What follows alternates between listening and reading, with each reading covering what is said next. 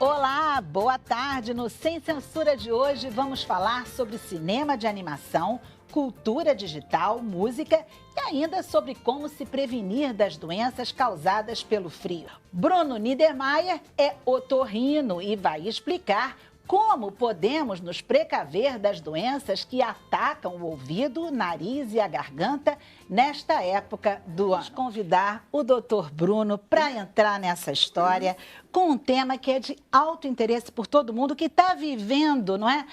Fortes temperaturas de frio, de repente fica um pouquinho mais quente, aí fica muito frio.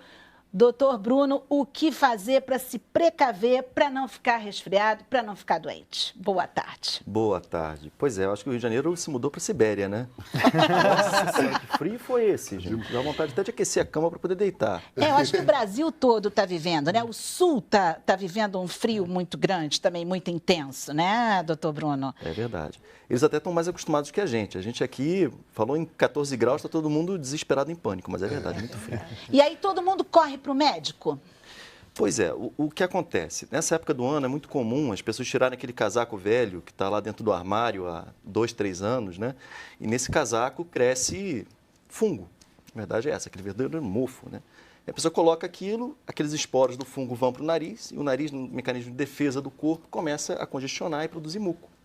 Então, a partir daquele momento, pode abrir porta para um monte de coisa. Você pode desenvolver sinusite, você pode fazer uma que a gente chama de rinofaringite, que é inflamação na garganta, até a laringotraqueite, que influencia diretamente na voz, né?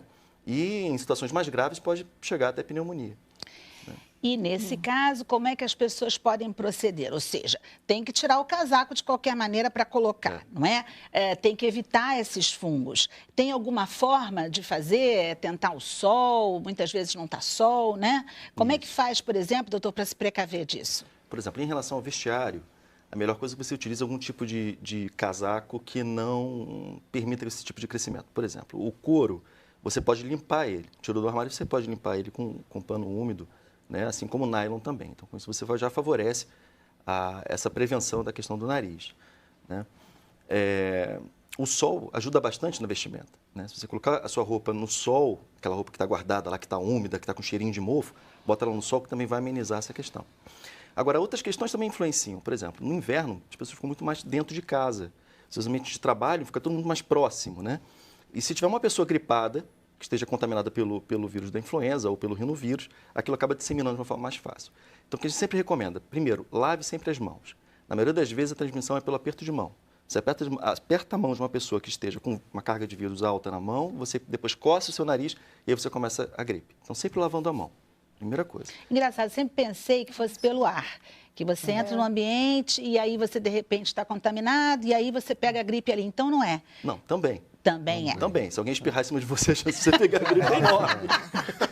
Né? Com certeza, com certeza. Por exemplo, se a gente voltar para a cultura, se a gente olhar um pouquinho para a cultura japonesa, quando a pessoa está gripada no Japão, eles usam a máscara, que é exatamente para não espirrar em cima dos outros, nem para que eles fiquem contaminando. Segundo, raramente o japonês vai apertar a mão. Ele se cumprimenta assim, exatamente para evitar esse contato, para que as pessoas não fiquem doentes dentro do mesmo ambiente de trabalho, principalmente, né? Outra coisa, começou com secreção nasal, o nariz começou a escorrer, não utilize pano. Não é para você andar com uma toalhinha e secar, ficar limpando o nariz, porque você mantém aquele pano cheio de vírus.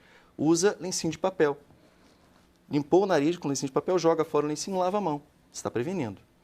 Começou com secreção nasal, lava o nariz com soro fisiológico, né?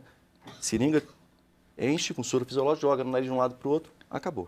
Tem alguns produtos isotônicos na farmácia que você dispara, sai um jato de solução isotônica igual ao soro fisiológico, também ajuda bastante. Quando você lava o nariz, você reduz a quantidade de vírus que está crescendo e proliferando dentro do nariz, né? O que nós médicos acabamos por tratar são essas complicações dos quadros virais, né? Então, às vezes, a mãe fica chateada. Poxa, eu levei meu filho no médico, ele falou que é uma virose. É uma virose. Doutor, é verdade. Todo mundo fala nesse assunto. Eu fui no médico, ele disse que eu tenho uma virose. Não passou nem antibiótico. Falou que é uma virose, toma um remedinho e vai para casa. Pois é, infelizmente, a gente não tem uma gama de medicamentos antivirais para prescrever, né? Na Europa, até é comum se prescrever um antiviral para gripe, que a gente acabou utilizando aqui no Brasil na época do H1N1. Né? Mas aqui no Brasil não se tem esse hábito de prescrição de antiviral para gripe. Mas a gente acaba tratando as consequências bacterianas, ou seja, você ficou gripado, o nariz ficou congestionado, secreção, aquele mal-estar, às vezes uma febre baixa, 2, 3 dias depois, a secreção começou a ficar colorida, aquela coisa amarela, verde, às vezes até com sangue, dor de cabeça. Começa a caracterizar uma sinusite bacteriana, você vai no otorrino e acaba recebendo uma receita de antibiótico para tratar aquela complicação do quadro infeccioso viral, que é muito comum nessa época do ano, do inverno. E é perigoso a pessoa deixar também, né? Porque pode complicar aquilo que parecia que era uma coisa simples, que era uma gripe, e aí, de repente, você está numa situação complicada porque você deixou, é só uma gripe, é só uma gripe, né? Isso tem que ter muito cuidado também, né, doutor? Tem, principalmente naquelas pessoas que têm algum problema imunológico, né, e nos idosos. Então, assim, a gente sabe que o idoso, quando ele pega uma gripe, ele tem uma chance maior de desenvolver uma pneumonia, e a pneumonia no idoso, às vezes, ela é silenciosa. Muitas vezes o idoso não faz febre, ele tem um pouquinho de tosse, e quando você vê que ele tem uma pneumonia grave, ele pode até evoluir para óbito. Então, o idoso, a gente tem que sempre olhar com muito carinho nessa época do ano. Começou a se sentir mal, começou com uma tosse estranha, leve ao médico, não deixe para lá, não. Doutor Bruno, e a questão do banho quente, né? Que no inverno todo mundo corre para o banho quente. Muita gente diz assim, não, o ideal é tomar um banho frio. Mas como fazer isso no inverno, gente? Me digam a receita. Quem vai aguentar, né? Que isso, gente? Doutor Bruno. É uma Como tortura, fazer? né? É uma tortura. Se eu tomo muito quente o banho, faz até mal, né? Eu adoro banho quente. Eu só tomo banho quente também, só tomando. Não, banho frio não recomendo para ninguém. Cruz credo. Então, vamos imaginar o seguinte. Nosso nariz ele é um filtro automatizado. Ele funciona por si só. Ele tem várias funções. Ele tem que filtrar o ar, ele tem que umidificar esse ar, ele tem que esterilizar o ar e ele tem que controlar a temperatura desse ar que vai para o nosso pulmão. Qual é o problema de você ir para um banho muito quente para um ambiente muito frio? É o choque de temperatura. Então ele fala, poxa, eu estou num lugar muito quente aqui, de repente eu vou para um lugar muito frio, como é que eu vou controlar essa temperatura do ar que tem que chegar para o pulmão? Ele muitas vezes congestiona. Então fala assim, mas nesse choque térmico meu nariz congestiona, eu tenho uma rinite? Não necessariamente, depende dessa variação de temperatura. Por isso que, por exemplo, a nossa cidade é muito complexo, porque aqui no Rio, às vezes você tem uma temperatura de 15 graus e no mesmo dia você vai para 30, 35 graus, né? Então essas variações fazem com que as pessoas fiquem com muita secreção nasal e aí pode complicar, porque a secreção parada dentro do nariz, nas cavidades paranasais, pode evoluir para uma sinusite, por exemplo. E nesse caso da sinusite, vai ter que correr para o antibiótico mesmo? Algumas vezes sim. E aí só com o médico, né? Sempre. Isso. Gente, olha só, eu vou esperar agora pelas perguntas de vocês de casa, junto com o Bruno, e a gente volta já, logo depois do intervalo.